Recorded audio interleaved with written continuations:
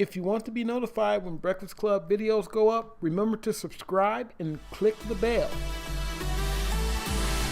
You say you wanna try, but you never do. Sugar, there's a reason why we lose. You say you wanna cry, but you never do. Sugar, there's a reason why we lose. Hey guys, Nathan Brandon Masters, Breakfast Club Wednesdays. There's been a lot of conversation about changes to the Anti-SJW / Skeptic Community and how it's changing, particularly after VidCon. A lot of people are saying, well, you guys have been blue-pilled.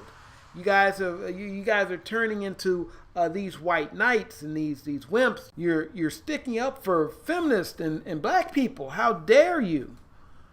So a lot of this started when a YouTuber named Rage After the Storm, she did a video about race realism. And for those who don't know, race realism is this idea that black people are simply born with lower IQs. It's just genetic.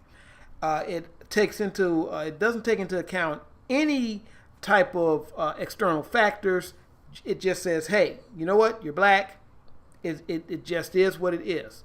Now, the research that went into this kind of stuff, this race realism, a lot of the research has already been debunked.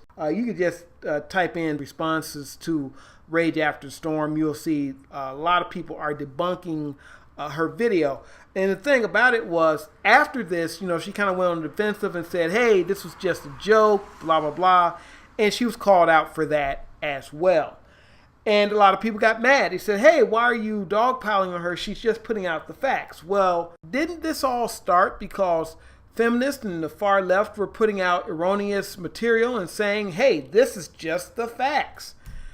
That's what started the whole anti-SJW thing. It started because SJWs, feminists, and all these other people were putting out false information, false statistics, or taking those statistics and twisting them. And in many cases, particularly when you're talking about Anita Sarkeesian and people like that, some of them were flat out lying about things just to get their point out there. And when they were called on it, they were just like, well, you're harassing us. Stop calling us on that.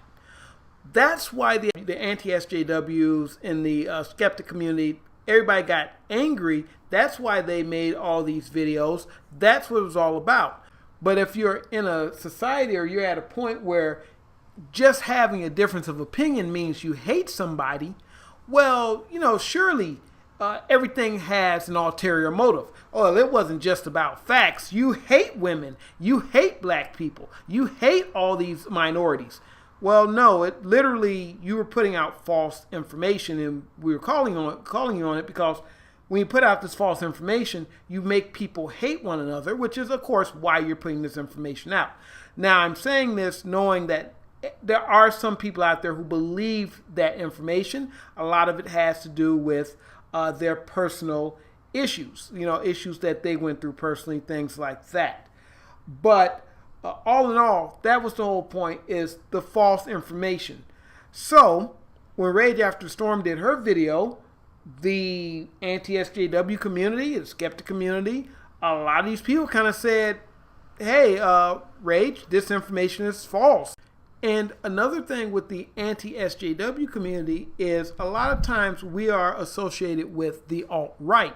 And yes, there are some alt-right people there, but the vast majority of people, particularly in the skeptic community, are liberal.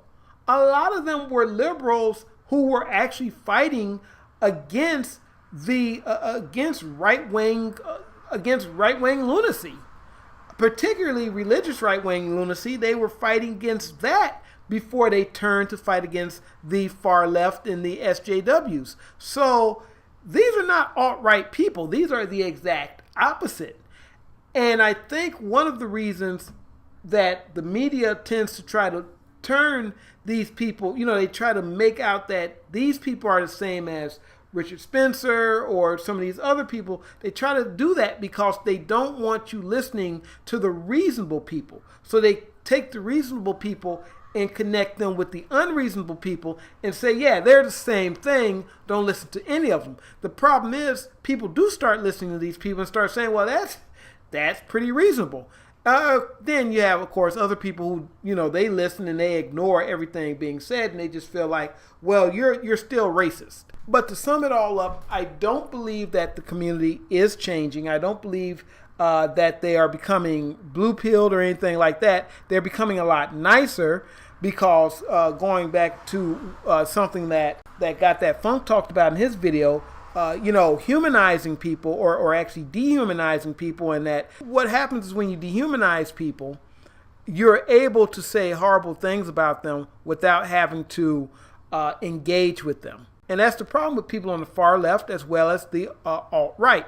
Except I will say this, the alt-right do seem to be a little bit more open to engaging in conversation. They don't seem to have that whole, we won't engage with you. They might not like you, but they will still engage with you most of the times. Now, the question is how they engage with you. Well, that's a different story because, again, if they don't like you and they don't see you as, they don't completely see you as a human being, then their thing is, they probably don't respect you either. So that's a different story. But that is my take on it. I don't think that the community is changing. I think the community is doing everything that it's been doing, and I hope it continues to do that. And, call out bullshit when it's bullshit. Say, hey, you know what? That's not a real fact. That, it may be an alternative fact, but it's not a real fact. That's not something that we know to be true. That's not something that is, that you can say, hey, these are the true statistics about it. So continue calling that type of stuff out because these type of things are used by both the SJWs and the alt-right to create hatred and dissension among people so that we're running around hating each other. And let me tell you something, and I talked about this before, and I'm going to keep harping on this point.